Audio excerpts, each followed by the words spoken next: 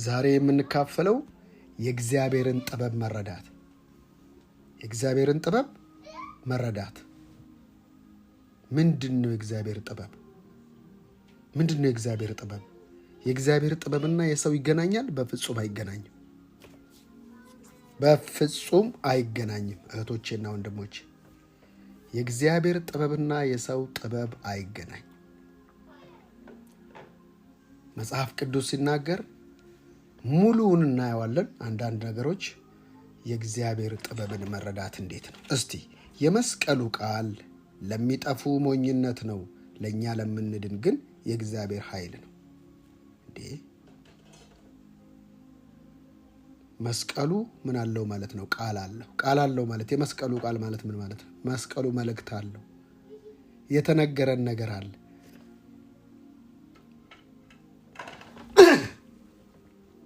የተነገረን ነገር አለ። የተባለ ነገር አለ። የተቀመጠ መልእክት አለ። የመስቀሉ ቃል ማለት መልእክት ማለት ነው።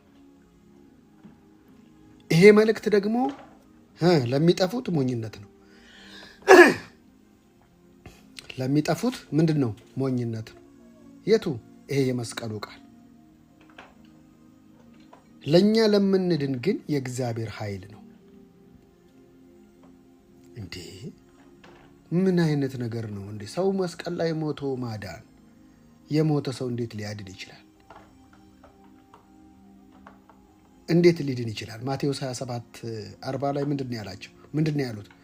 ሌሎችን አዳነ፣ እሱን ማዳን አልቻለም እንዴ? ራሱን ማዳን ያልቻለ እንዴት ሊድን ይችላል? ምን ማለት ነው? የሰው ጥበብና የእግዚአብሔር ጥበብ አያችሁ ሲለያይ እንዲህ ተብሎ ተጽፏልና የጥበበኞችን ጥበብ አጠፋለሁ፣ በቃ የአዋቂዎችንም እውቀት ከንቱ አደርጋለሁ። የጥበበኞችን ጥበብ አጠፋለሁ፣ የአዋቂዎችንም እውቀት ከንቱ አደርጋለሁ እንደሚለው ማለት ነው። አይገርምም? ጥበበኛ የታለ? ወይንም ጠቢብ የታለ? ሊቅስ የታለ? የዘመኑስ ፈላስፋ የታለ? እግዚአብሔር የዓለምን ጥበብ ሞኝነት አላደረገምን? የዓለምን ጥበብ ሞኝነት አላደረገም ወይ? አምስቱ ሕዋሳት በማሽተት በመቅመስ በመንካት በማየት በመስማት የሚደረግ አይደለም ይሄ። ለዚህ ነው እኮ ማርያም እኮ ትክክል የተናገረችው። እኔ እኮ ወንድ እኮ አላውቅም አለችው። አይ ልክ ነሽ። አየህ እስክትፈቅድ ድረስ ምንም እንደማያደርግ እግዚአብሔር። አዎ ልክ ነሽ ማርያም፣ በጣም ልክ ነሽ እኮ። የልዑል መንፈስ አለ። እሱ መንፈስ ሰዎች እንዲወልዱ የሚያደርገው እሱ ነው እንጂ ወንድ ምክንያት እንጂ ምንጭ አይደለም። ለምን ሲባል አዳም ከሴት ነው ከወንድ ነው የተፈጠረው። አፈጣጠር አዳም ከሴት ነው ወይስ ከወንድ ነው የተፈጠረው? እሷ የምታውቀው እውቀት አለ፣ ሪዝን አላት። እሷ ልክ ነች። አዎ ያለ ወንድ አይወለድም። ከሆኖም ደግሞ አያውቅም በእሷ እንጂ። አይ እግዚአብሔር ደግሞ በወንድ ብቻ አይደለም ያለ ወንድም ፈጥሯል። ያለ ወንድ ማንን? ራሱ አዳምን። ያለ ወንድም ያለ ሴትም።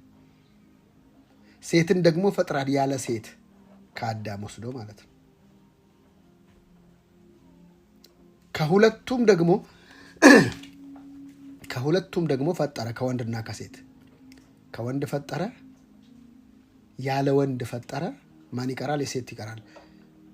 አሁን በአንቺ ደግሞ ሌላ ታሪክ፣ አንድ አፈጣጠር ይፈጠራል፣ አንድ ስራ ይሰራል አላት። እሱን የሚያደርገው የልዑል መንፈስ ነው አላት። በፍጹም በሰው ሎጂክ እና ሪዝን ይሄ ነገር የማይታመን ነው፣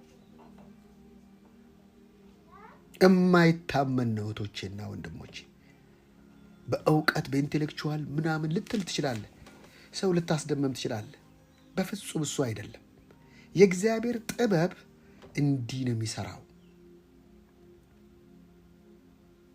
ጠቢብ የታለ? ሊቅስ የታለ? የዘመኑ ፈላስፋስ የታለ?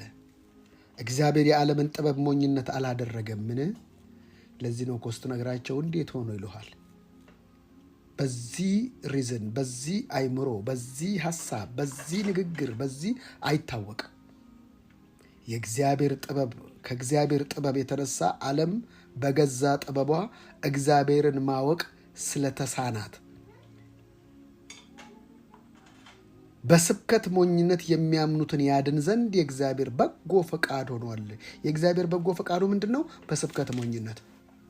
የዛሬ 2000 ዓመት ሞቶልሃል፣ አሜን። በስብከት ሞኝነት እንጂ በጥበብ እንዴት ሆኖ እኔ ሳልኖር እኔም አላቀው ሰው ምናምን ስትመራመር አይሰራም ማለቱ ነው።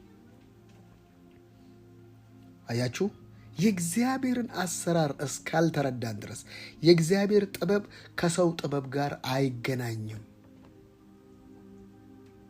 እንደዚህ አይደል ያለው? ንፋስንም አታዩም፣ ደመናም አታዩም። ለምን?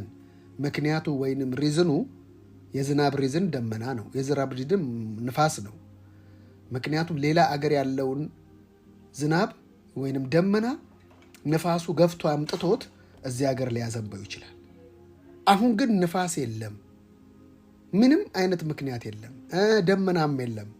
ግን ይሄ ሸለቆ ይሞላል አለ። ዋት? ዝናብ በሌለበት? አዎ። ነፋስ በሌለበት? አዎ። ደመና በሌለበት? አዎ። የእግዚአብሔር ጥበብ እንደዚህ ነው። የእግዚአብሔርን ጥበብ በዚች በተወሰነች አይምሮ ይዘን እኔን እኮ እንደዚህ ብሎኛል፣ እንደዚህ መሆን አለበት። በቃ ለዚህ ነው ጸሎቶቻችን የማይመለሱት፣ ጸሎቶቻችን የማይሰሙት። ለምን? መጽሐፍ ቅዱስ አታውቁም ሲል እኛ ደግሞ እናውቃለን። ኧረ እንዴት እንደምትጸልዩ ያታውቁም? ነው እናውቃለን። ሪዝን ሰው የሚኖረው ሰይጣን በዳቦ መስሎታል።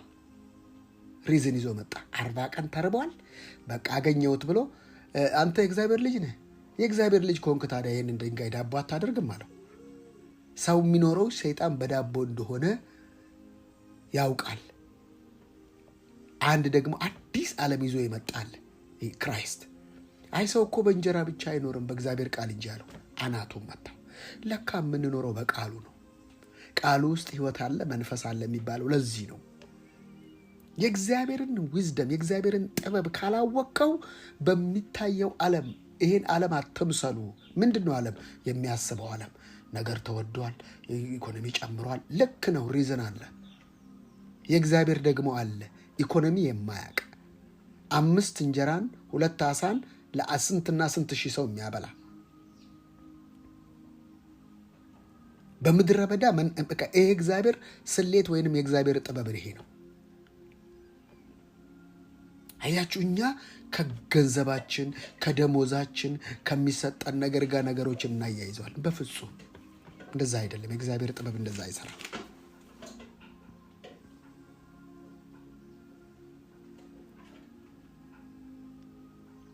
በስብከት ሞኝነት የሚያምኑትን ያድን ዘንድ የእግዚአብሔር በጎ ፈቃድ ሆኗል። መቼም አይሁድ ታምራዊ ምልክት ይፈልጋሉ።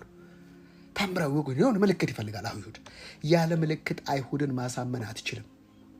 የግሪክ ሰዎችን ጥበብን ይሻሉ። እኛ ግን አለና የተሰቀለውን ክርስቶስን እንሰብካለን። እንዲህ ምንድነው የተሰቀለው ነገር ያለው? የተሰቀለው ነገር ላይ ምን አለ? እነሱ ምልክት ይፈልጋሉ። እነሱ ባህር ከፍሎ የሚያሻግራቸው ይፈልጋሉ። ምክንያቱም ምልክት ነው የሚፈልገው አይሁድ። እነዚህ ግሪክ ሰዎችስ ወይንም አሕዛቦች ጥበብን፣ እኛ ግን የተሰቀለውን። ሞኝነት አይመስልም እንዴ? የተሰቀለ ምን ያደረገልህ? ሞቶ እኮ ጥሎ ሄዷል እንዳትል እሱ ነው የእግዚአብሔር ጥበብ ይልሃል። እና ምን ይላል? ይህም ለአሕዛብ መሰናክል፣ ይህም ለአይሁድ መሰናክል፣ ለአሕዛብ ደግሞ ሞኝነት ነው። የቱ? ይሄ መስቀል ላይ የተሰቀለው ለአይሁድ መሰናከል ነው። በቃ እንቅፋት ሆነባቸው። ለአሕዛብስ ደግሞ ሞኝነት። ያው ምን አይነት ሞኞች ናቸው እነዚህ ጴንጤዎች። እዛች ጋር ለተሰቀለው እኛ አየህ፣ እሱ ነው የእግዚአብሔር ጥበብ። እና ራሱ እኮ ይነግረናል። እግዚአብሔር ለጠራቸው ግን ጥሪ ነው ማለት ነው። የጠራው የትም አባቱ ሄድም። ያልጠራውን ብትሰብከው ብትነዘንዘው እሳት ብታወርድ አይሰማህም። የጠራው ግን መንፈሱ ስለሚነካው እግዚአብሔር ለጠራቸው ግን አስቀድሞ የተጠሩ አሉ። በእግዚአብሔር ፕሮግራም ለጠራቸው ግን አይሁድም ሆኑ ግሪኮች ክርስቶስ የእግዚአብሔር ኃይል የእግዚአብሔርም ጥበብ ነው። አይ አየህ ለካ እግዚአብሔር ጥበብ የሚለው ይሄ ኒኩሌር የሰራውን አይደለም። ጥበብ የሚለው ክራይስት ነው። የእግዚአብሔር ጥበብ ኢየሱስ ነው። የጥበብ መጀመሪያ የለም ብሉይ ኪዳን እግዚአብሔርን መፍራት ነው። አሁንስ የጥበብ መጀመሪያ ክርስቶስን ማወቅ ነው። አራዳነህ ስለ ክርስቶስ ሲገባ በኢየሱስ ክርስቶስ ኢየሱስ ላይ የተሰራውን ስራ ሲገባ አንተ ያን ጊዜ ማረፍ ትጀምራለህ። አሁን እኮ የሚያስቸግረን ማን መሰላችሁ? መጀመሪያ የነበረ ሪዝን ማለት ነው። ያደግንበት የተወለድንበት ቀያችን፣ ትምህርት ቤታችን፣ ኪሳችን ያለው እሱ ነው ሪዝን። እሱ ቀድሞ ስለገባ እንደዛ ነው የሚመስለን።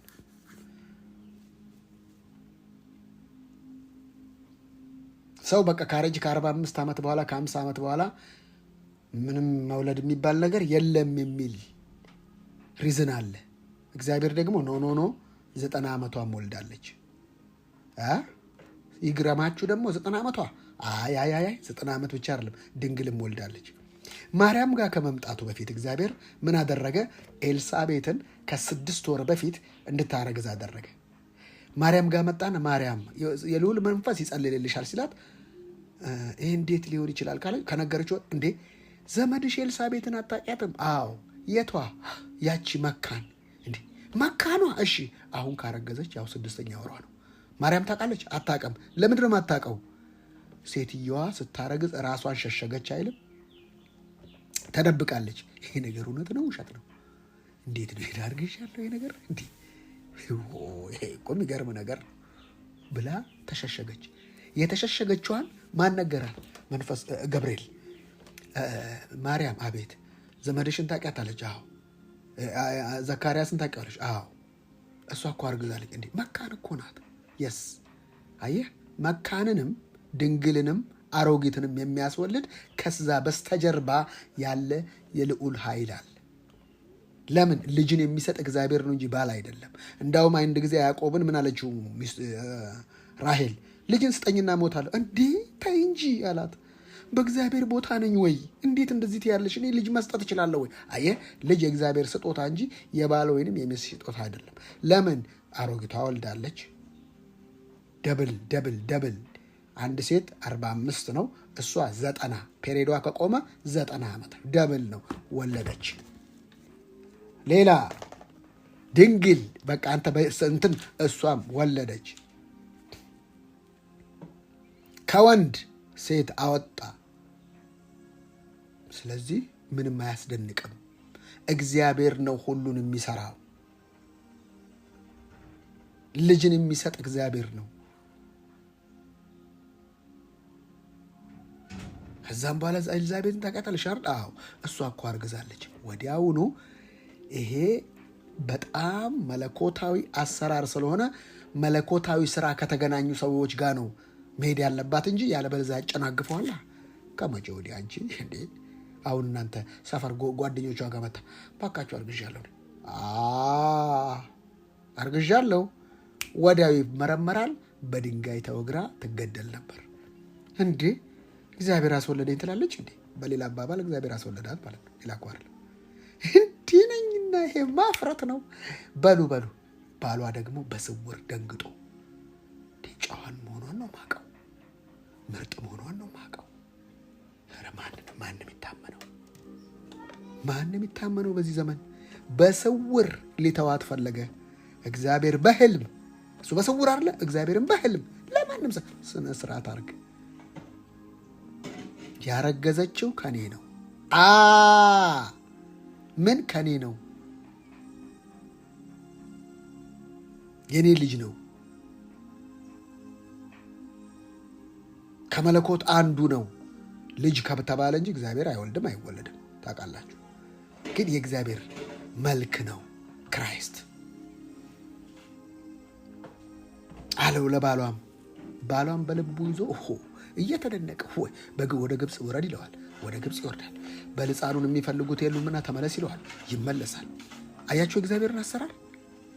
ሰውየውን በህልም እያወራው የእግዚአብሔርን ሀሳብ ሳይገባው እየፈጸመ ገብቶት እንዳይመስል። እንዲህ ምንድን ነው እግዚአብሔር? አንዳንድ ነገሮቻችን እንደዛ አልሆኑም እንዴ? ከዚህ ነገር ወጣው ስትሉ አውጥቷችሁ እንዴ ይሄ ነገር በቃ በፍጹም አይቻልም በሚባል የእግዚአብሔር ጥበብ ነው። ምንድን ነው ደግሞ እግዚአብሔር እየሰራ ያለው? ምን እያደረገን ያለው እግዚአብሔር እስክትሉ ድረስ የሚገርም የእግዚአብሔር አሰራር ኦድ ነው። ለየቱ ለዚህ ለተፈጥሮ አይምሮ አያችሁ። ስለዚህ ምን አለ? አይሁድም ሆኑ ግሪኮች፣ እግዚአብሔር ለጠራቸው ግን አይሁድም ሆኑ ግሪኮች ክርስቶስ የእግዚአብሔር ኃይል የእግዚአብሔርም ጥበብ ነው። ምክንያቱስ ሪዝኑ ከሰው ጥበብ ይልቅ የእግዚአብሔር ሞኝነት ይጠበባል። ከሰው በቃ አለኝ ማንም ነገር ይጠበባል። እንዳውም ይሄ ከሰው ጥበብ ይልቅ ነው ያለው። አሮጌው ትርጉም የለውም፣ ከሰው ይልቅ ነው የሚለው። ከሰውም ብርታት ይልቅ የእግዚአብሔር ድካም። እግዚአብሔር ይደክማል እንዴ? ኖ ኢንፋሲስ በቃ እንድናውቀው እንትን እያለው ነው። በቃ የእግዚአብሔርን ሰውኛ እያደረገው ነው። ወንድሞች ሆይ በተጠራችሁ ጊዜ ምን እንደነበራችሁ እስቲ አስቡ። እስቲ እናንተ አሁን እዚህ ያላችሁ አላቸው፣ እኛም ራሳችን እስቲ እናስበው። በሰው መስፈርት ከእናንተ ብዙዎች አዋቂዎች አልነበራችሁም። እያንዳንዳችን አዋቂዎች አልነበርንም። ብዙዎቻችሁ ኃያላን አልነበራችሁም። ብዙዎቻችሁም ከትልቅ ቤተሰብ አልተወለዳችሁም። ነገር ግን እግዚአብሔር ጥበበኞችን ያሳፍር ዘንድ የዓለምን ሞኝ ነገር መረጠ። ፍሉሽ እቺ ሴትዮ እንዴት የሚያረጋት የምትላትን እሷን መረጣት።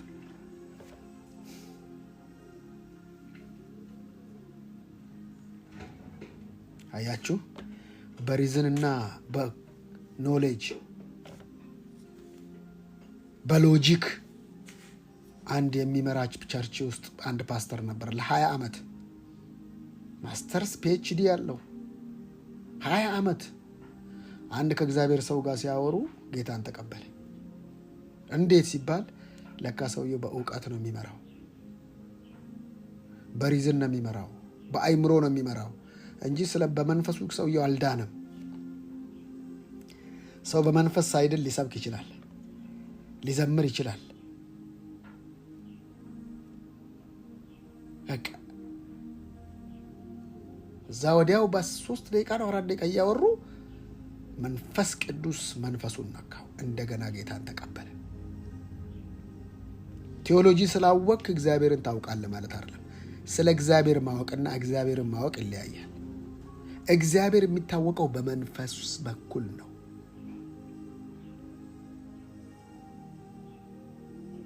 እግዚአብሔር ብርቶችን ያሳፍር ዘንድ የዓለምን ደካማን ነገር መረጠ። የእግዚአብሔር ምርጫ፣ የእግዚአብሔር ጥበብ ይሄ ነው። የሚመርጠውን እሱ ነው የሚያውቀው።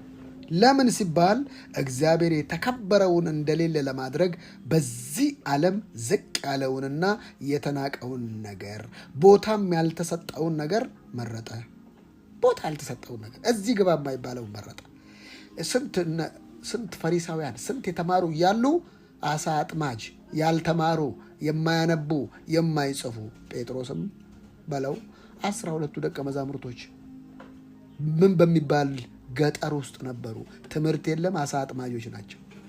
ምንም ነገር እዚህ ግባ አትላቸውም። ፎቅ ሲያዩ ይደነግጣሉ። እንዲህ አያምርም ይሉታል ኢየሱስን። ከተማ መጥተው ማለት ነው። እስቲ ሐዋርያት ነው እኮ ድንጋይ በድንጋይ ላይ አይቆምም አይቀርም ይፈርሳል አላቸው። ከተማ ብርቃቸው ነው ለነሱ። እነዚህ ሰዎች ነው የመረጠው። ማንበብና መጻፍ እንደማይችሉ ሐዋርያት ሥራ ምዕራፍ 2 ላይ በመንፈስ ቅዱስ ተሞልተው በባለ 50 ቀን እንደዛ ሲል እንደዚህ ያልተማሩ መሃይሞች ናቸው እንዴት ብለው ሰዎች ሲጠቋቁሙባቸው ነበር። ምን ያልተማሩ ናቸው እንዴት ነው እነዚህ ነገር? አሁን ኢትዮጵያ ውስጥ የተቀቡ ታላላቅ ሰዎች የምትላቸው ነው ያቸው ውስጥ ማንበብ እንኳን ትክክለኛ ነገር ይኸው በቃ መረጠን። ምን ማድረግ ትችላል? እነዚህን ሰዎች መምረጥ ነበረበት። በሰውኛ ነው። አንተ እንኳን እንዴ ያው የሰውዬ አሁን ምንድን ነው የምትለው ሰው ማለት ነው። እንግዲህ ምርጫ ነው ጉዳዩ። የመረጠው አመራጩ ነው። የዓለም እግዚአብሔር የተከበረውን እንደሌለ ለማድረግ በዚህ ዓለም ዝቅ ያለውንና የተናቀውን ነገር ቦታም ያልተሰጠውን ነገር መረጠ። እግዚአብሔር ጥበብ አየህ። ይህ ሰውዬ በቃ ቸርችን አሰደበ እኮ ምናምን ትለዋለህ። ለምን? አንተ በአይምሮ ሆኖ የምታስበው እሱ እኮ እግዚአብሔርን እያወደሰ ነው። ትውልድ እየዳኑ ነው። ትውልድ እያስመለጠ ነው። እንዴት? በቃ በዚሁ በፉሉሽ በዚሁ ግር የሚል ለዛ ነው እኮ አንተ የምታውቀው በቃ አንተን ይዘህ በቃ እንትን ለአይምሮ የሚመች በቃ ኖ እግዚአብሔር ቆይ በኋላ አሳያችኋለሁ።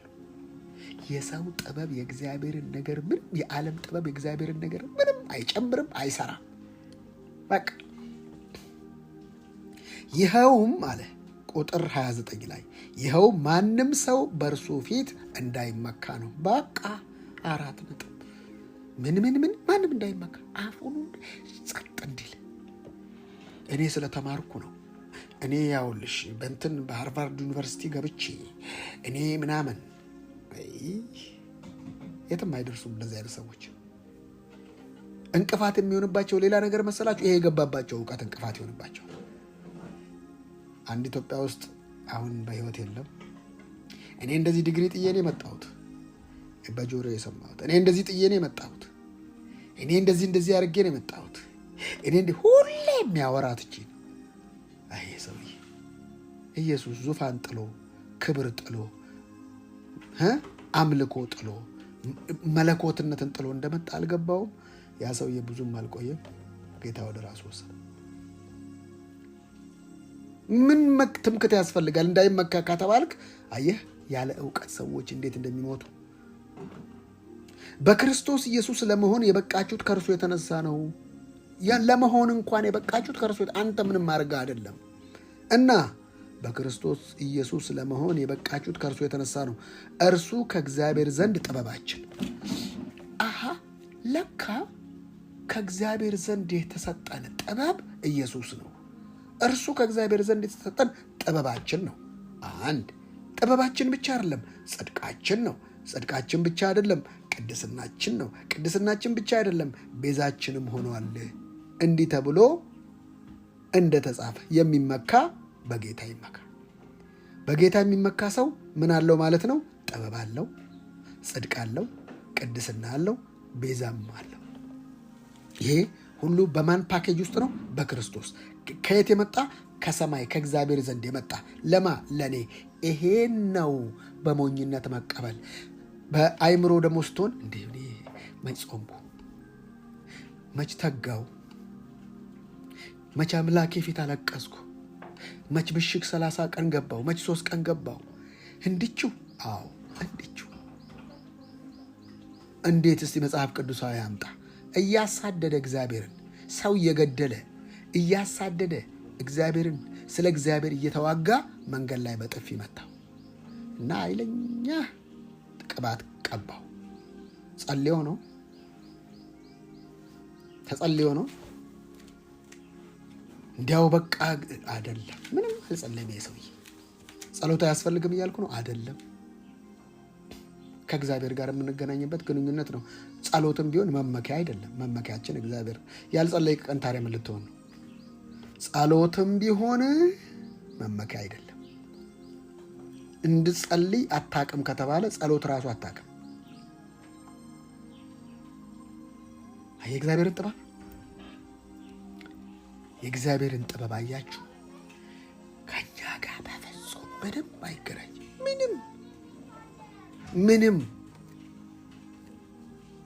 እና ወንድሞች ሆይ ወደ እናንተ በመጣው ጊዜ የእግዚአብሔርን ምስጢር በረቀቀ የንግግር ችሎታ ወይንም በላቀ ጥበብ ልገልጥላችሁ አልመጣሁም። በንግግር ምናምን አይደለም፣ በላቀ ችሎታ አይደለም። እና ታዲያ ምንድን ነው? በመካከላችሁ ሳለው ኢየሱስ ክርስቶስ ያውም የተሰቀለውን እርሱን ብቻ እንጂ ሌላ እንዳላውቅ ወስኜ ነበር። ኢየሱስን እንዴት ነው የሱ ይሄ ጥበብ የሚሰራው? እሱ ድሃ ሆኖ አንተም ማበልጸግ። ጥበቡ እሱ ነው። እሱን ነው መቀበል። ሰዎች ይሄን አይቀበሉም። እኔ ኃጢአተኛ እንዴ ጽድቅ ነው የተሰጣ ሲባል ያው ወገኖች ያው ደካማ አይደለም አልተባልክም።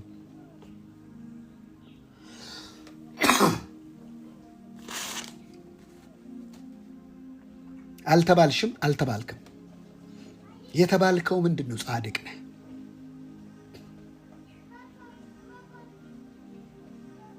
እኔ የተሰቀለው ለምንድን ነው የተሰቀለውን ደግሞ የሚነግራቸው? እኔ በመካከላችሁ ሳለሁ ኢየሱስ ክርስቶስ ያውም የተሰቀለውን እርሱን ብቻ እንጂ ሌላ እንዳላውቅ ወስኜ ነበርና የወሰንኩት የተሰቀለውን። ለምን? በተሰቀለው ውስጥ ነው የእግዚአብሔር መልእክት። መልእክቱ ምንድን ነው? እሱ ሲሞት ለአንተ ህይወት፣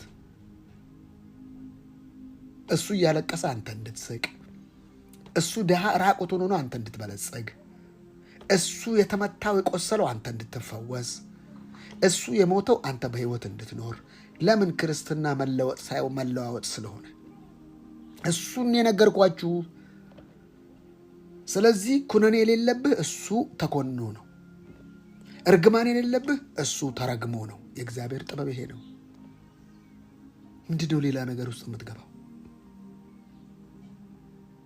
በመካከላችሁ ሳለው ኢየሱስ ክርስቶስን ያውም የተሰቀለው ላይ ነው መልእክቱ። ሰይጣን ደግሞ ምን ያደርጋል? የተሰቀለውን ዞር ያደርግና እንጨቱ ላይ ፎከስ እንድታደርግ ያደርጋል። መስቀል መሸከም ነው። መስቀል ኃይላችን ነው ይላል አይልም መጽሐፉ። የመስቀሉ ቃል የመስቀሉ መልእክት ማለት ነው። ለምን? መስቀሉማ ወንበዴም ተሰቅሎበታል። መግደያ ማለት ነው መስቀል። ወንጀለኛ መግደያ። መልእክቱስ ወንጀለኛ አንተነ ለአንተ ሲል ሞቶላል። የመልእክቱ ቃል የመስቀሉ ቃል እሱ መልእክቱ ነው ዋናው። ብዙ ሰው አየህ ይደምራል። አንዳንዱ ደግሞ የተሰበከውን ስለ ግርዘት ይላሉ፣ ስለ ህግ ይላሉ። እንዴ ያኛውስ ዋናው እሱ አይደለ እንዴ? ህግ አይደለ እንዴ ቢቀድመው ይሉሃል ማለት ነው።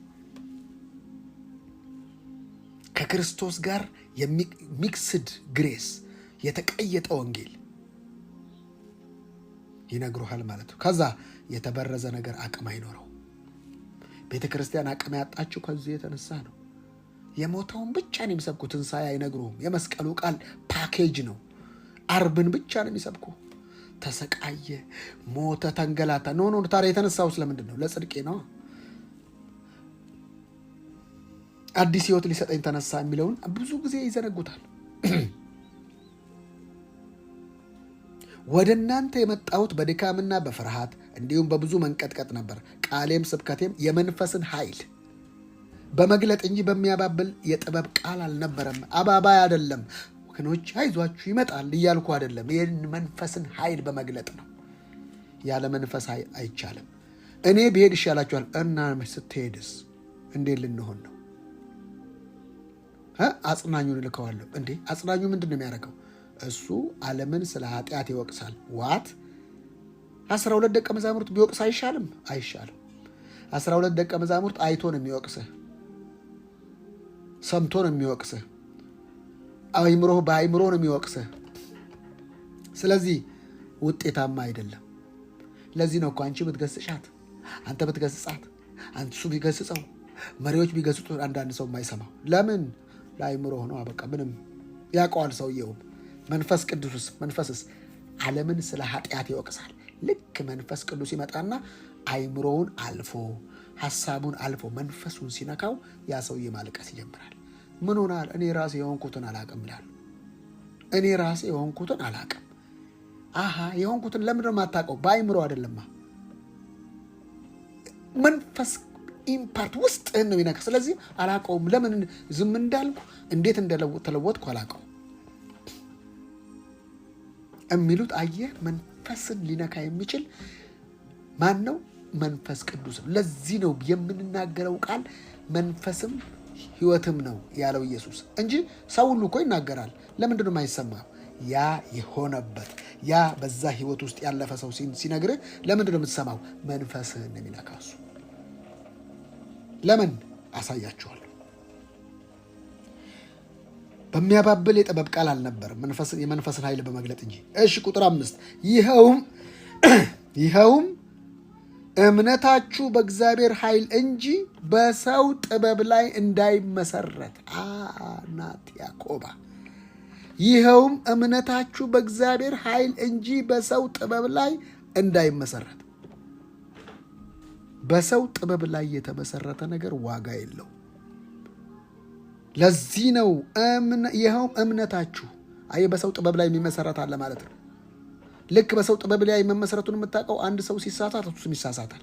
ለምን? መንፈሱ አልተነካም፣ ሰውየውን የነካው እና በበሰሉት መካከል ግን ጥበብን እናገራለን። ይሁን እንጂ የዚህን ዓለም ጥበብ ወይንም የሚጠፉትን የዚችን ዓለም ገዦች ጥበብ አይደለም፣ ነገር ግን ተሰውሮ የነበረውን የእግዚአብሔርን ምስጢር ጥበብ ነው። ይህም የቱ ምስጢር? ይህም ጥበብ እግዚአብሔር ከዘመናት በፊት ለክብራችን አስቀድሞ የወሰነው ነው። የተወሰነ ክብር፣ አስቀድሞ እግዚአብሔር የወሰነው ክብር ነው። ምን አይነት ክብር? ከዚህ ዓለም ገዦች አንዳቸውም ይህንን ጥበብ አልተረዱም። ፈላስፋ በለው ሳይንቲስት በለው ይህንን ጥበብ አልተረዱም።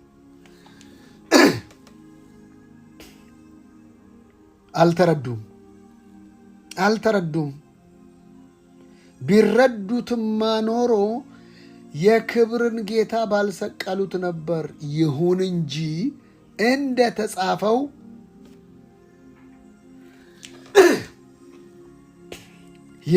እንደተጻፈው ምን ተብሎ እንደተጻፈው ዓይን ያላየውን። በሶስት ነገር ነው መረጃ የሚገባው። ዓይን ያላየው፣ ጆሮ ያልሰማውን፣ የሰው ልብም ያላሰበውን እግዚአብሔር ለሚወዱት አዘጋጅተዋል። በዓይን በጆሮ በሐሳብ ከዚህ ውጭ ዓለም ላይ የምትሰማራበት ነገር አለ? የለም። ይሄ አይደለም ለሚወዱት የተዘጋጀው ነገር። ዓይን ያየው ሳይሆን ዓይን ያላየውን። ዓይን ያየው ምንድን ነው? መሰቀሉን። ዓይን ያላየውስ ኃጢአት መሞቱን፣ ኃጢአት መሰቀሉን። ጆሮ የሰማው እግዚአብሔር አይወደውም። ጆሮ ያልሰማውስ ሰውና እግዚአብሔር መታረቁን። ጆሮ ያልሰማው ሰይጣን ማሸነፉን ጆሮ የሰማው። ጆሮ ያልሰማውስ ሰይጣን መሸነፉን። በሰው ልብ ያልታሰበው እግዚአብሔር በሰው ልብ ውስጥ መግባቱን።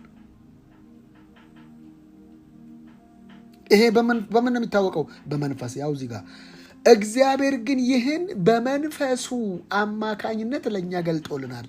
በምናችን? በመንፈሳችን። ራሱ ይናገራል። መንፈስም የእግዚአብሔርን ጥልቅ ነገር እንኳን ሳይቀር ሁሉን ይመረምራል። ማን? መንፈስ። የማን መንፈስ? የሰው መንፈስና የእግዚአብሔር መንፈስ ውስጥ ማለት ነው። ከሀሳብ ይለያል፣ ከእይታ ይለያል፣ ከመስማት ይለያል። ይሄ ሴንስ ሳይሆን ነን ሴንስ ማለት ነው። ምንም ስሜት የማይሰጥ ቃል ሲመጣ አሜን ብለህ ትቀበላለህ። ምንም ስሜትን ሳይኮረኩሩ ነገር እሱ እንዲህ ባለፈው እኮ እግዚአብሔር ሰው ተናግረኝ እኮ ያው ነው። ይሄ ማለት ነው ሲሆን ነው የሚያየው። ይሄ ኦርጋን ሲያይ፣ ሲዳስስ፣ ሲጨብጥ ነው የሚያምነው። እንደዛ ነው የሚያምነው። ይሄ ዓለም እንደዛ ነው። እንደዚህ ብለን ስንናገር አይመስልም ነበር። ሰው ይቀልዳል እንደ መላጣ ሰውዬ የሚል ብዙ ሰው አለ። ግን ሁኔታውን እንዲህ ባለፈው ጉድ አንድ እህት አለች፣ ሁሉም ቀደሙኝ አለች። ከኋላ የመጣ ሁሉም። ታዲያ በምንድን ነው የሚታወቀው? ይሄ በመኖር ብቻ ነው። ፕራክቲስ፣ ኮንሲስተንሲ። አሁንም ይቻላል። አሁንም ማለፍ ይቻላል። ፊተኞቹ ኋለኞች አሁን መተሽ መተኮስ ትችላለች። አያችሁ፣ የእግዚአብሔር ዓለም እንደዚህ ነው የሚሰራ። ሴንስ አትፈልጉ። በቃ የሆነ ሪዝን የሚጨበጥ የታለ? ባሌ እኮ አልመጣም፣ በልበሌ አልመጣም፣ ሚስቴ አልመጣች፣ ሚጥሚጣ አልመጣችም ይላል። መቼ አየሽው? መቼ አየኸው? ገና ያላየኸውን አታየውም። ውስጥ ስትጨርስ፣ በእምነት ውስጥ ስትጨርሽ ባልሽ ጎምለል ብሎ ይመጣል። ሚስት ነች፣ ትመጣለች። አልጨረሽም፣ ስላልጨረሽን ያልመጣችው ሪዝን ትፈልጋለሽ። ቆይ እስቲ እግዚአብሔር እኮ ቀዝቀዝ ያለ እንትን ይናገረኝ እስቲ ሞቅ ይለኝ። እሷ ስታወራ እኮ ሞቅ አላለኝ ይላሉ አንዳንድ ሰዎች። ሞቅታም ለብታም አያስፈልግም። እግዚአብሔርን ተቀብለሽ ነፍሴን አነቃቃዋት ነው እንጂ አነቃቃኝ አይልም። ልክ ቃል ሲመጣ ራስሽን የምታነቃቂያት ነፍስሽን ቃሉን እየደጋገምሽ ስትሰቂያት ወደ ውስጡ ፓተርንሽ ውስጥ እየገባ ሲመጣ የእግዚአብሔር ጥበብ ነው። እኔ የለሁበትም። እኛ መስፈርት ነበረና ብዙ ነበረና ከዛ መስፈርት ወጥተን ስጦታ እንደሆነ ሲገባን ሁሉ ነገር ሲገባን ለእግዚአብሔር ጥለን ምስጋና ስንጀምር ካች ሁሉ እንዲህ ነው የሚሰራው። ልጄ እኮ እንደዚህ ነው የሚሰራው። ለትውልዱም እንደዚህ ነገር ልፋት አይደለም። መንፈሳዊ ዓለም ልፋትና ግረትና ጥረት አይደለም፣ እምነት ነው። እምነት ይከብዳል። አዎ ልምምድ ይጠይቃል። የስ ሙጭጭ ማለት የስ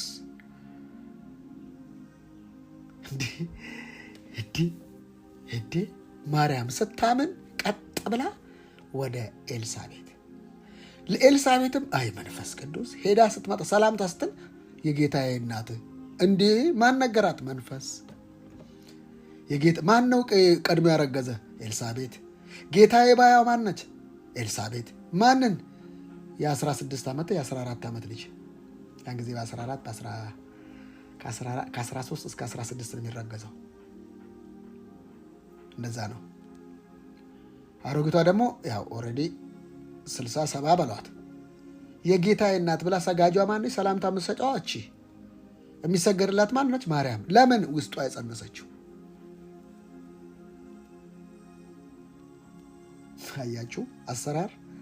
ለዚህ ነው ከመንፈሳዊ ሰዎች ጋር መዋል ያለባችሁ።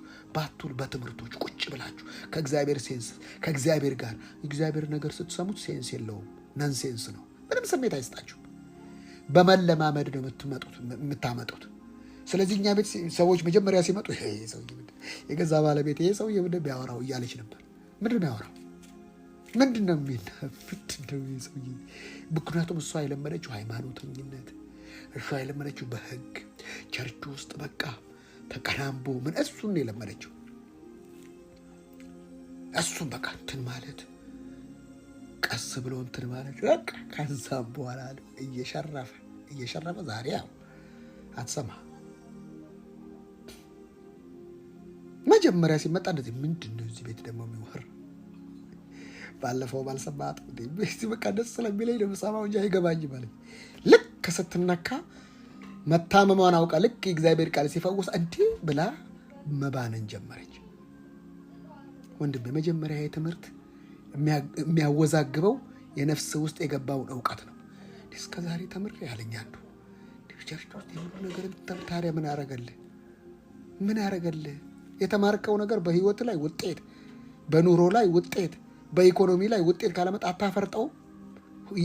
ዘመንን እየፈረጥክ ለመኖር ነው። ምን ያደርግልሃል?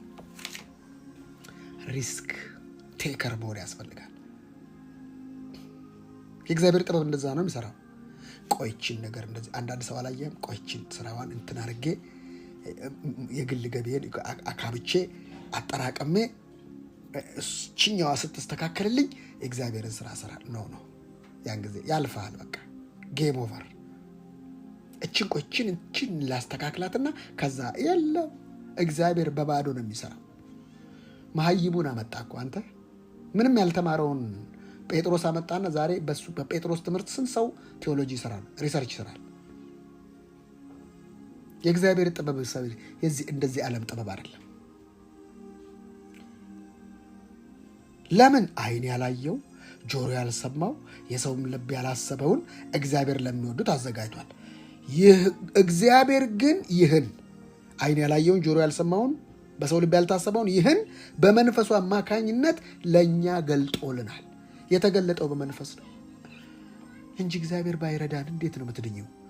የዛሬ 2000 ዓመት የሆነ ሰው መጥቶ እንዲህ ተብሎ እንደዚህ እንዴት ሆኖ አያችሁ። በመንፈስ ካልሆነ በስተቀር የእግዚአብሔርን ጥበብ አታውቀውም። ለምን? እግዚአብሔርም መንፈስም የእግዚአብሔርን ጥልቅ ነገር እንኳን ሳይቀር ሁሉን ይመረምራል። በውስጡ ካለው ከራሱ መንፈስ በቀር ከሰው መካከል የአንድን ሰው ሐሳብ የሚያውቅ ማን አለ? እንደዚሁም ከእግዚአብሔር መንፈስ በቀር የእግዚአብሔርን ሐሳብ የሚያውቅ ማንም የለም። ከእግዚአብሔር የሆነውን መንፈስ እንጂ የዓለምን መንፈስ አልተቀበልንምና ይህም እግዚአብሔር በነፃ የሰጠንን እናውቅ ዘንድ ነው። በምን የሰጠን? በነፃ፣ በትጋት በጥረት በምናምን አይደለም፣ በነፃ። እኛም የምንናገረው ይህ ነው፣ ከሰው ጥበብ በተማርነው ቃል ሳይሆን ከመንፈስ በተማርነው ቃል እንናገራለን። መንፈሳዊ እውነትንም የምንገልጸው በመንፈሳዊ ቃል ነው። አያችሁ እንጂ በሰውኛ አይደለም። መንፈሳዊ ያልሆነ ሰው ከእግዚአብሔር መንፈስ የሆነውን ነገር ሊቀበል አይችልም። እንደፈለጋችሁ ብትመክሩት፣ ብትዘክሩት፣ ብትነክሩት፣ ምክንያቱም እንዲህ ያለው ነገር ለእርሱ ሞኝነት ነው። በመንፈስ የሚመረመር ስለሆነ ሊረዳው አይችልም። መንፈሳዊ ሰው ግን ሁሉን ነገር ይመረምራል፣ ራሱ ግን በማንም አይመረመርም። እግዚአብሔር ጥባያችሁ ያስተምረው ዘንድ የጌታን ልብ ማን ያውቀዋል? ያስተምረው ዘንድ የጌታን ልብ ማን አወቀው? እኛ ግን ይልና የክርስቶስ ልብ አለን። ከየት ያመጣ ነው?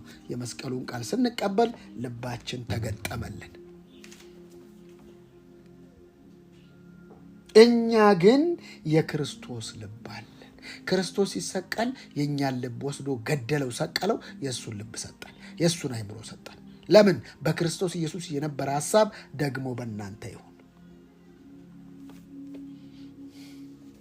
ኢየሱስ ለዘላለም ጌታ ነው። አያችሁ የእግዚአብሔርን አሰራር። ስለዚህ አንተ የዚህ ዓለም ጥበብ እግዚአብሔር ላይ ምንም አይሰራ። ምንም ነገር እውነቱን ልንገራችሁ፣ እንዲሁም እንፈራለን፣ እንዲሁ እንቆዝማለን፣ እንዲሁ ፈራ ተባ እንላለን እንጂ እስቲ ኢሳይያስ ምዕራፍ 54 እንሄድ። የሚገርመኝ ቃል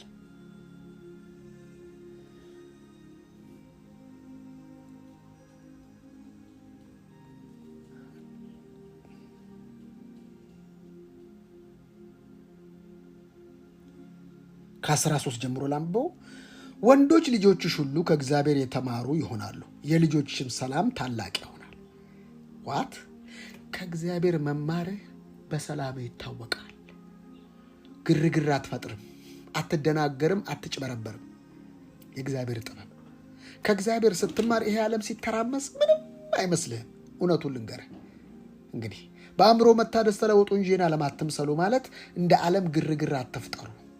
ለምን? ቆይ አሳያችኋለሁ። በጽድቅ ትመሰረቻለሽ። አያና ኪያቶስታ መሰረቱ ጽድቅ የሆነ ሰው ምንም አያላጋውም። ጻድቅ ነኝ ለሚል በጽድቅ ለተመሰረተ በክርስቶስ ጽድቅ ማለት ነው፣ በሱ ለተመሰረተ ሰው በፍጹም በጽድቅ ትመሰረቻለሽ። የግፍ አገዛዝ ካንቺ ይርቃል። በግፍ ሊገዙ የሚመጡ ሰዎች እንዴት እንደሚሆኑ አሳያቸዋለሁ።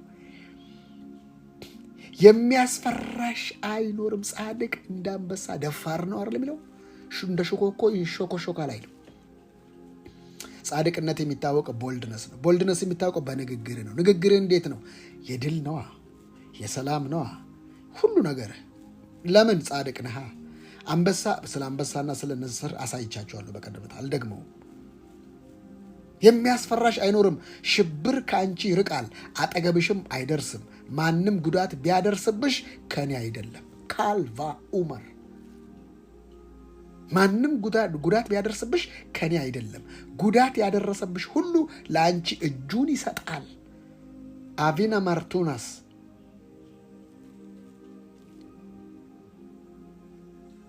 እነሆ፣ ኧረ ስሙ፣ እነሆ የከሰሉ ፍም እንዲቀጣጠል የሚያራግበውን የጦር መሳሪያ የሚያበጀውን አንጥረኛውን የፈጠርኩ እኔ ነኝ። እኔ ብቻ፣ እሱ ብቻ አይደለም። የሚገርመው ጥፋት እንዲያደርስም የፈጠርኩ እኔ ነኝ፣ አጥፊውንም የፈጠርኩ እኔ ነኝ። የተሰራውን መሳሪያ እንዳይሰራ የሚያደርገው እኔ ነኝ የፈጠርኩት፣ አክሻፊውን ማለቱ ነው። ዝች ጋር ስሙ። አሁን እንግዲህ በአንቺ ላይ እንዲደገን የተበጀ መሳሪያ ይከሽፋል። ተበጅቷል እኮ። የሚከስሽም አንደበት ሁሉ ትረቻለሽ። እንዲያውም በአሮጌው ትርጉም እናንብበው ስለለመዳችሁት እሱን።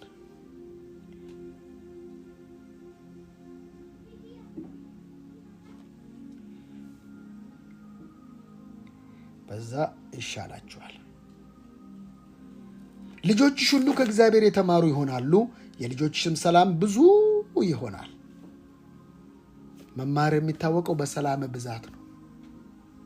እኔ ያው ሰሞኑ ይዋጋኛል፣ ያላጋኛል፣ ያንጠራራኛል፣ ውጊያው ጨምሯል። አልተማርክም። ማን ናቸው?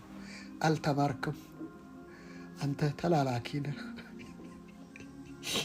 አልተማርሽም፣ አንተ አልተማርክም፣ ትክክለኛው መገለጥ አላገኘህም፣ ፈሪ ከሆንክ ቦቃ ከሆንክ አልተማርክም።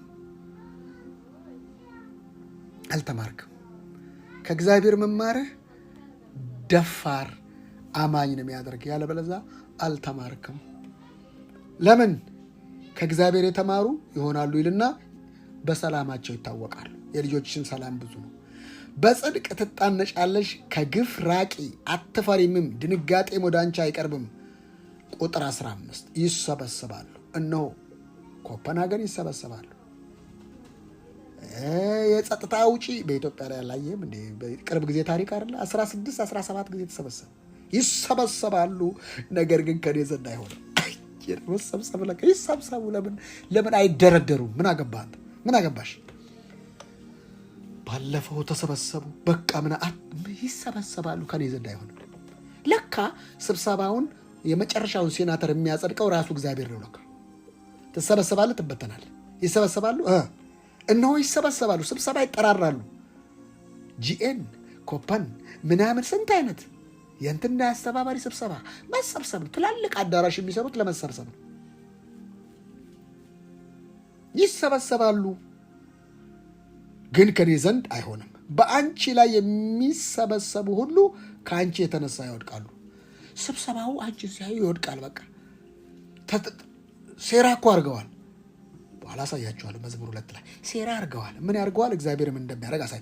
እነሆ ፍሙን በወናፍ የሚያናፋ ለስራውን መሳሪያ የሚያወጣ ብረት ሰሪን እኔ ፈጥሬያለሁ፣ የሚያፈርሰውንም እንዲያጠፋ ፈጥሬያለሁ፣ የተሰራውን እንዲያከሽፍ ደግሞ እሱንም ፈጥሬያለሁ። በአንቺ ላይ የተሰራ መሳሪያ ሁሉ አይከናወንም። የተሰራው መሳሪያ አይከናወንም። አላየሽውም ማለት፣ አልሰማሽውም ማለት፣ አላሰብሽውም ማለት አልተሰራም ማለት አይደለም። በመንፈሳዊ ዓለም አልቆ ተጨርሷል። ለዚህ ነው እግዚአብሔር እያስታጠቀን ያለው። አትፍሪ፣ ይሰብሰቡ። ለምን? ዓለም 8 ቢሊዮን ህዝብ ተሰብስቦ ኤሊ አለች፣ ኧረ የሰው ዕዳ አስቸገራትና አሉ። በጣም ዕዳ የሚፈልጉ ሰዎች ሊገሏት መጡ። ያን ጊዜ ስጋ ነበረች ይባላል። እና ኤሊ በጣም ነው የሚፈልጉሽ። እሺ እሱ አለበት አለቻቸው። ማ እሱ ነው፣ ሰማይ የለበትም ሲላት ወዲያው ያንን ድንጋይ መጥቶ አለበሳትና ሰወራት ይባላል። ወንድሜ ሰማይ የሌለበት የትኛውን ምክር በአንተ ላይ አይሰራም፣ ግን ያሴራሉ። ዳንኤል ኧረ መጸለይማ የለበትም አሉ። ቆይ እሱም በኋላ እመጣበታለሁ። በአንቺ ላይ የተሰራ መሳሪያ ሁሉ አይከናወንም። በፍርድም በሚነሳብሽ ምላስ ሁሉ ትፈርጅበታለሽ። የእግዚአብሔር ባሪያዎች ርስት ይሄ ነው። ምንድን ነው ርስቱ? በእኔ ላይ አይሰራም ማለት ርስቴ ነው፣ መብቴ ነው። ጠላት ሲያሽ የእኔ ርስት እንደማይሰራ ነው የማውቀው። ለእግዚአብሔር ለእኔ ነገረኝ በመንፈሱ አማካይ። ተሰብስበዋል፣ አይለቁህም፣ ይቀጠቅጡሃል። አይደለም አይሰራ ከኔ ዘንድ አይደለም። ይቀጥል፣ ዝም በልና መሰብሰባቸው ለምን አትበትኑ? አይ ስብሰባ እኮ በትኜ አላውቅም። ምክር ነው ማፈርሰው። እኔ ስብሰባ እግዚአብሔር በትኖ አያውቅም፣ ምክር እንደሚያፈርሰው። አንተ ምን አይነት መንፈስ ነው እባክህ? ስብሰባ አይበትንም፣ ምክር ነው የሚያፈርሰው። አላየም? ጳውሎስን ሊገሉት ተሰባሰቡ። አንድ የዘመድ ልጅ ነበር፣ የእህት ልጅ ነው፣ የወንድም ልጅ። አንድ በሱ አማካይነት ስብሰባውን ሳይሆን የበተነው ምክሩን ነው። ስብሰባ አይበተንም፣ ምክር ነው የሚፈርሰው። ኢትዮጵያ ላይ 16 ጊዜ ስብሰባ ዩኒየን ተሰበሰቡ፣ ምክር ግን ይፈርስ ነበር። እህቶችና ወንድሞቼ መሰብሰቡን አትጥላ። ይሰብሰቡ፣ ግን ምክር አይሰራም። ለምን? በፍርድም በሚነሳብሽ ምላስ ሁሉ ላይ ትፈርጅበታለሽ። የእግዚአብሔር ባሪያዎች ርስት ይሄ ነው። ምክር ይፈርሳል የተባልኩ ስብሰባ ይበተናል አላለኝም እግዚአብሔር። በኢየሱስ ክርስቶስም እዚህ ላላችሁ የተሰበሰቡትን ስብሰባ እንዲበትናቸው አልጸልይም። ምክር ግን አይሰራም። ምክሩ ይፈርሳል። የሰበሰቡት ለምንድን ነው የተሰበሰቡት? ለምክር አይደለ? ኮዙን ነው የሚያፈርሰው እግዚአብሔር። አሚኖር ከባ አየህ እህቶችና ወንድሞች፣ በቃ ጸሐፊዋም ኃላፊውም ምናምን ተሰበሰቡ፣ ይሰብሰቡ። ስብሰባ መብቱ ነው። ምክር ግን ማፍረስ ርስቴ ነው። በቃ ፈርሷል። የፈረሰ ምክር ነው። ምንም እኮ አይመስላትም ገላምጣ ስትሄድ ሊሉ ይችላሉ። አንተ አትገላምጥ ብቻ እንጂ ምክር ፈርሰ ምንድን ነው እንደዚህ የሚያደርጋል? በቃ ምክር ፈርሷል። ርስቴ ይሄ ነው። ምክር ማፍረስ ነው ርስቴ። የእኔ ርስት ምንድን ነው?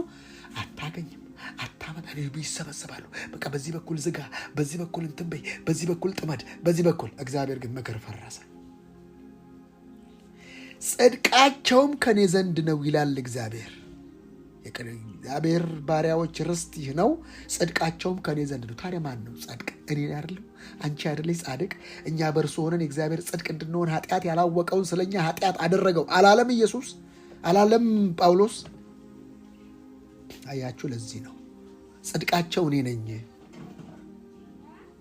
የቅዱሳን ርስት ምንድን ነው? ይሰበሰባሉ በአንቺ ላይ ያሴራሉ። እስቲ መዝሙር 2 ውይ ማኡደስ መዝሙር 2 ይሁት። አሕዛብ ለምን ያጉረመርማሉ? ወደ አሕዛብ ስትሄዱ ማጉረምረም ወገኖች ይው ተጋባባቸው። ከአሕዛብ ወገኖችም ተጋባባቸው ነው። ወገኖችም ከንቱ ነገር ያው ሁሉ ነገር ጨምረዋል። ነገር ሁሉ ቀጣጥኗል። አሕዛብም ከንቱ ወገኖችም ራሱ ተጋብቶባቸው ከንቱ ነገር ለምን ይነጋገራሉ? እና እሺ ተዋቸው። አሕዛብ አጉረመረሙ፣ ወገኖችም ደግሞ ከንቱ ነገር ተናገሩ። እሺ ነገስታት ጋር መጣው። ነገስታት ጋር ደግሞ የምድር ነገስታት ተነሱ። አለቆችም ምን አሉ? በእግዚአብሔርና በመሲሁ ላይ እንዲህ ሲሉ ተማከሩ። አቤት! አለቆች ደግሞ በመሲሁ ላይ፣ አለቆች ደግሞ ነገስታት በማን ላይ? በእግዚአብሔርና በመሲሁ ላይ ምን አሉ? ማሰራቸውን በጥስ ምን ማንም ሰው እኛ ቀንበር ላያችን ላይ አይጭንም አሉ። ገመዳቸውን ከኛ እንጣል አሉ። ተማከሩ። ቀስ በመሲሁ ላይ አንተ በመሲሁ ላይ ሲባል መሲሁን ያገኙታል አይደል? አንተ ላይ ነው። አንተ ላይ ነው የሚማከሩት። አንተ ላይ ነው የሚማከሩት። ስብሰባ የሚያደርጉት አንተ ላይ ነው። የእግዚአብሔር መልስ ነው ያሳቀኝ። እኔ እግዚአብሔር አፌን ይዤ ከት እንድል በውስጤ እንድስቅ ያደረገኝ ነገር ልንገራችሁ። ቁጥር 4 መዝሙር ምዕራፍ 2 ቁጥር 4 በሰማይ የሚኖር እሱ ይስቃል እያለ ነው እግዚአብሔር። እንዲህ ሲነሱበት ማለት በአንተ ላይ ሲነሱ እግዚአብሔር ይስቃል። ለምን? አንተ ሞኝ ነህ እንዴ? ከሱ ወስደህ አትስቅም? ከት ብለው እሱ ቢስቅ አንተ መሳቅ። ለዚህ ነው የምላችሁ በችግሮቼ ላይ ይስቃለሁ የምላችሁ። ከት ብዬ ምን አባቱ አይቶ ነው የሚስቀው ይላል። ጆሮ የለውም፣ ምክንያቱም በጆሮ የሚታይ ነገር አልሰማም። አይን የለውም፣ በአይን የሚታይ አይደለም እግዚአብሔር የሚሰራው። በሰው ልብ አልታሰበም። በችግር ላይ ስትስቅ አንተ የምትስቀው ከመንፈስ ዓለም ቀድተህ ነው። አያችሁ፣ ልዑል ይስቃል እኮ ከት ብሎ። ውይ እግዚአብሔር፣ እኔ እንዴት ላድርግ? ጥምጥም በኢየሱስ እሱ ይስቃል እንዲህ ከት ብሎ። ማን ሲያሴሩ እኮ ነው እንዲህ ተማከሩ። በቃ ሲማከሩብህ እግዚአብሔር ይስቃል። ስለዚህ አንተ ሞኝ ነህ እንዴ? ቃሉ እንደዚህ ካለ ቀድመ ሳቅ። ሁይ ከንቱ ልፋት። ከት ብላ አትስቅም። በድህነት ነው እንዲህ የምናደርግ። አንተ መሳቅ ነው ያለብን። ለምን? የእግዚአብሔር ባህሪ እንደዚህ ነው። በችግር መሳቅ ነው የእግዚአብሔር ባህሪ። በችግር ላይ ማላገጥ ነው የእግዚአብሔር ባህሪ። አናናቱራ አይ መሳቅ። ቻሌንጅ መጣ አይደለ? ከት ብለህ ትስቃለህ። ለምን? ለቼንጅ ነዋ። ነውጥ መጣ ለለውጥ ነው ብለህ ማለት ነው። እግዚአብሔር ይስቃል አፉ ከት ብሎ። ከዛ መሳቅ ብቻ ይሳለቅባቸዋል፣ ያሾፍባቸዋል። ቻሌንጅ ላይ ቀልድበት፣ አሹፍበት። ምን ለምንድን ነው መሰለ? ከመንፈስ ዓለም ጋር አይደለም፣ ከሱ ዘንዳ ይሰበሰባሉ። ተሰብስበዋል። የእግዚአብሔር ጥበብ አየህ። የእግዚአብሔርን ጥበብ ስትረዳ ነገሮች መጥበባቸው ሳይሆን አንተ እየተወነጨፍክ ነው። ስፕሪንጉ ሊጨምር ነው ማለት ነው የሚባለው። እና ምን ያደርጋል? ከዛን ጊዜ ቁጥር 5 ላይ በዚያን ጊዜ በቁጣ ይናገራቸዋል። ንግግር ቃል ሲናገር በመዓቱ ያውካቸዋል። ሁከት ውስጥ ይገባሉ። ለዚህ ነው የቆሬ ልጆች ምድር ብትነዋወጥ ተራሮች ወደ ባህር ልብ ቢወሰዱ እኛ ግን አንፈራም የሚሉት። ሙአነር ካዲቦ እኛ አንፈራም ይላል። ተራሮች ወደ ባህር ልብ ቢወሰዱ ታዲያ የት ነው የምትቆመው? መቆሚያዬና መቋቋሚያዬ ራሱ እግዚአብሔር ነው። ሃሌሉያ። አያችሁ እንዲህ እግዚአብሔር ጥበብ ፍትፍት ተደርጎ ሲገባ ኦ ማይ ጋድ ብለህ እጅን ኪስህ ከተህ እዛ ጋ ጣለው መረቡን ሲለኝ አሄ ብዬ አንተ መረቡን መጣል ነው የሚጠበቅብህ። አያችሁ እህቶቼ፣ በዛን ጊዜ ይናገራቸዋል በማለቱ ያውቃቸዋል። ከዛስ ምንም እኮ አያደርግም። እኔ ግን ንጉሴን ሾምኩ በተቀደሰው ተራራዬ በጽዮን ላይ ትእዛዙን እናገራለሁ። እግዚአብሔር አለኝ አንተ ልጄ ነህ፣ እኔ ዛሬ ወለድኩ። ስለ ጂሰስ ለምነኝ፣ አሕዛብን ለርስት አስክሚ I will give you a nation. አሕዛብን ለርስት የምድርን ዳርቻ ለግዛት እሰጣለሁ። ለግዛት ለትውልድ ነው የተጠራው። ቁጥ ነገር አታስብ። በብረት በትር ትጠብቃቸዋለህ። እንደ ሸክላ ሰሪ ዕቃዎች ትቀጠቅጥ። ማኡደሰ ካቲምባ። አሁንም እናንተ ነገሥታት ልብ አድርጉ። እናንተ የምድር ፈራጆች ተገሰጹ። ለእግዚአብሔር በፍርሃት ተገዙ፣ በረአድም ደስ ይበላችሁ። ተግሣጹን ተቀበሉ። ጌታ እንዳይቆጣ እናንተም በመንገድ እንዳትጠፉ ቁጣው ፈጥና ትነዳለች። በእርሱ የታመኑ ሁሉ የተመሰገኑ ናቸው። ኩ አደር አደስከባ በእሱ የታመኑ ምን ያሉ ናቸው? የተመሰገኑ ናቸው። አየህ እግዚአብሔርን ጥበብ ሲገባ በችግር ማላገጥ ጀምር። ቴዲ ምን ሰምቼ ነው ማላገጠው? እንድትሰማ አይደለም ያል የሚለው ጆሮ ያልሰማው ነው የሚለው። በመንፈስ ሆነ ችግርን ማየትና በስጋ ሆነ ችግርን ማየት አንድ አይደለም። በስጋ ሆነ ስታይ ጎልያድ ግዙፍ ነው። ጎልያድ ታንክ ነው። ጎልያድ ገዳይ ነው፣ ግን ገሎ አያውቅም። በስጋ ስታይ እንደዛ ነው ጎልያድን። በመንፈስ ስታይ ጎልያድ ጥሎሽ ነው። ጎልያድ ሙሽራ ቬሎ የምትገዛበት፣ ግብር የምታስመልጥበት፣ የመኪና ክራይ የምትገዛበት ሁሉ ነገር ነው። ጎልያድ ፓኬጅ ነው። ደስ ይላል። ጎልያድ ፓኬጅ ነው። ችግር ፓኬጅህ ነው ወንድሜ እናቶቼ። አየህ ጎልያድ ፓኬጅ ነው። እስቲ ጎልያድ ፓኬጅ ነው በሉ። ጎልያድ ፓኬጅ ነው። ግብር እሱን ለገደለ ግብር ይሻራል፣ ሚስት ያገኛል፣ በንጉስ ቤት ቤተሰብ ይሆናል። አይ ጎልያድ ፓኬጅ ነው። አውራንቺ ፊት የተቆመው ጎልያድ የሆነብሽ ነገር ፓኬጅሽ ነው። ሞኝ አትሆኚ። አይ ላቭ ጎልያድ ዌልካም ጎልያድ ነው እንጂ የሚባለው ውሂድ ጎልያድ፣ ወጋው ጎልያድ፣ ገለበጥኩ ጎልያድ፣ ሰነጠቅኩ ጎልያድ የለም። እንደዛ አትሆኑ። ሞኝ አትሁን። ጥበብ እንትን ትላለህ እንዴ? ዓለም ሊያድናት የመጣውን ሰቀለችው። ስትሰቅለ ያሸነፋች መሰለች። ለካ ኃጢአትን የተሸነፈው። የስ ጎልያድ ፓኬጅ ነው በሉና ጻፉ። አንድ ሰው ነው የጻፈው። አትፍሩ። አንዳንድ ሰው ይፈራል እኮ ጎልያድ ፓኬጅ ነው። ይህ ፓኬጅ ነው ጎልያድ። እባካችሁ ቶቼ እንዳሁን የእግዚአብሔር ጥበብ እንደዚህ። ለዚህ ነው እኮ ነንሴንስ ነው ማወራው። የማይመስል ነገር ነው ማወራው፣ ግን የሚሆን ነገር ነው ምነግራችሁ። ምንም ሴንስ አይሰጥም። ለስሜታችሁ አይኮረኩራችሁም። መንፈሳችሁ የገባችሁ ሰዎች ደግሞ መንፈሳችሁ እሳት ነው የሚሆነው። ለምን? ከዛ ነው የተጀመረው ህይወት። ከዛ ነው የተጀመረው ውድቀትና ሞትም የተጀመረው ከመንፈስ ነው። ሰውየው ገነት እያለ ሁሉ ነገር እያለ መንፈሱ ሞተ። መንፈስ ሞተ ማለት ሰፓሬት አደረገን። ከአንድ ዓለም ወጣና ወደ ሌላ ዓለም ኖረ። ከጨለማው ዓለም ጋር ተዳምሮ ከብርሃን ዓለም ጋር ተለያየ ማለት ነው።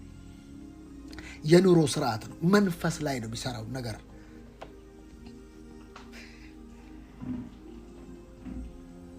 ጎልያድ ኢዝ ማይ ፓኬጅ።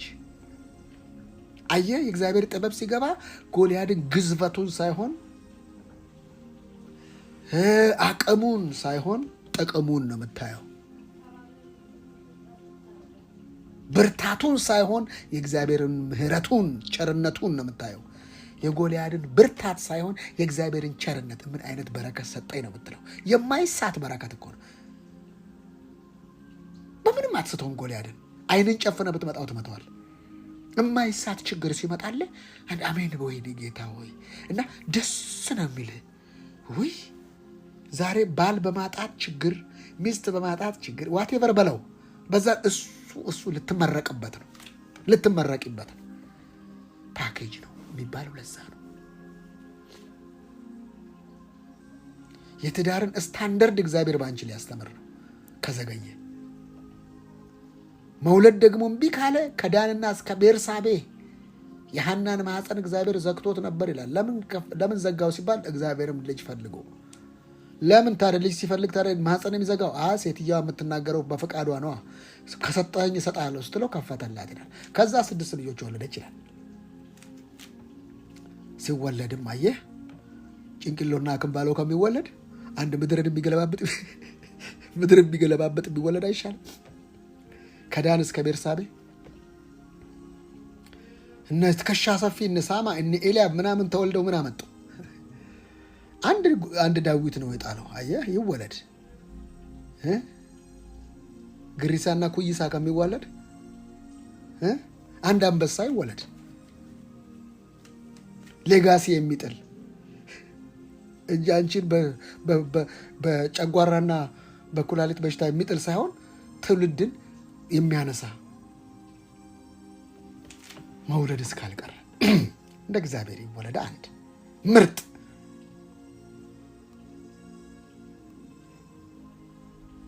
እባካችሁ ቶቼ የእግዚአብሔር ጥበብ ይግባችሁ። የእግዚአብሔር ጥበብ እንደዚህ ነው የሚሰራው። አንቺ በገመትሽው አይደለም። ካልኩሌት ታደርጊያለሽ። ሪዝን አለሽ አንቺ በቃ ሎጂክ። እግዚአብሔር በሪዝን ሳይሆን በሬቨሌሽን ነው የሚሰራው። ማኡደስ ሪዝን በቃ ሪዝን ያቀርባሉ ብዙዎች። ይሄ ማለት ይሄን ባረገው፣ እቺን ነገር ባረጋት፣ እቺን ነገር ምንም ምን አላችሁ የሚባል ኧረ ምንም የለንም። በቃ እሱ ነው የሚሻል። ምንም አባቴ አንድ ብላቴና አለው 2 ዓሳና 5 እንጀራ ያዘ። በቃ አምጥቷል፣ አድሉታል። በቃ መንፈስ ዓለም እጥረት የለም። መንፈስ ዓለም ውጥረት የለም። መንፈስ ዓለም ጭንቀት የለም። መንፈስ ዓለም ምህረት አለ። መንፈስ ዓለም ቸርነት አለ። መንፈስ ዓለም ብልጽግና አለ። መንፈስ ዓለም ደስታ አለ። መንፈስ ዓለም ሰላም አለ። መንፈስ ዓለም ከዛ ነው ሰው የማይጀምረው። ለዚህ ነው የሚወዛገበው አብዛኛው ክርስቲያን። ከመንፈስ ዓለም ሳይሆን ከብረት ዓለም ከሚታየው ዓለም ይፈልጋል። ከንብረት ዓለም ከዚህ ከሚታይ ከቁሱ ምን አለህ ሳይሆን ምን አለህ እግዚአብሔር ነው እንጂ የሚባለው ምን አለሽ ምንም የለሽ ከሚባል ምን አለሽ እግዚአብሔር፣ ምን አለሽ ምን ተባልሽ፣ እሱ ነው የሚሻለው። የእግዚአብሔር ጥበብ እንደዚህ ነው የሚሰራው። ይህን የእግዚአብሔር ጥበብ ነገ ደግሞ ከነ ዳንኤል አንጻር እናየዋለን። እስቲ ለዛሬ በዚህ እንጨርሳለን።